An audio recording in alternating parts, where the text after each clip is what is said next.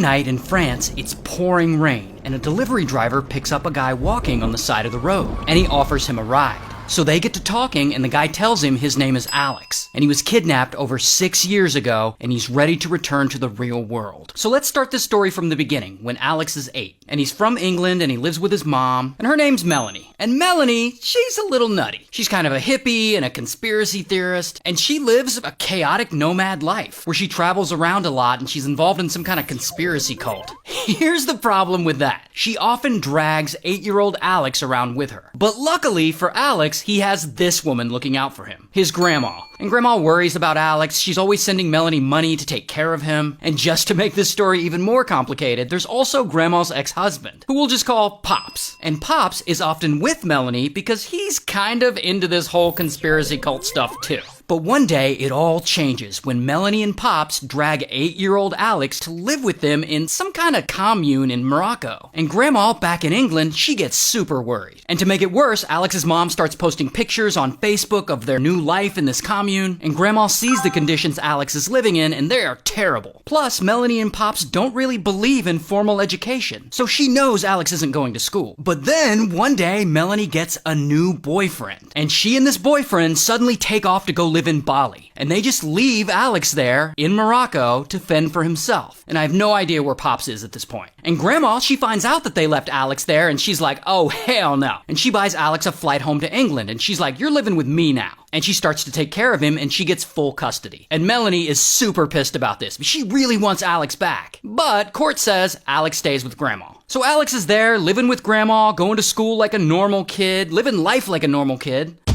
Until 3 years go by, and Alex is now 11. And one day, Melanie and Pops call and ask if they can take Alex on a little vacation to the beach in Marbella, Spain. And Grandma's like, I don't think this is a good idea. But to be fair, Alex hasn't seen his mom or grandpa in a while, and he'd like to spend some time with them. Plus, it's the beach. So Grandma's like, fine, you can go. So Alex goes to Spain, and he's having a good time. But then, about halfway through the trip, Grandma suddenly gets a video message. And it's from Melanie and Pops. And it basically says, Alex is with us now, and he is never coming back. Now, Alex, he's 11, and I have no idea what he's thinking, but he just sort of goes along with all this. I mean, he's constantly seeing new places because they live like nomads, and he's bouncing back and forth between France and Spain. He doesn't have to go to school, so he gets to read or draw or go to the beach all day. I mean, it sounds like for an 11-year-old, it's a pretty sweet deal. But then years go by, and Grandma, she's still worried sick. She gets the police involved, and now Melanie and Pops are wanted by police, but no one has heard anything from any of them. I mean, they are completely off the grid, and they're living in temporary places, and they kind of just work random gigs for money, and they eventually end up living in a rundown cottage in the foothills of the Pyrenees Mountains, in like a small spiritual community that has very little connection to the outside world. Sounds like a cult to me.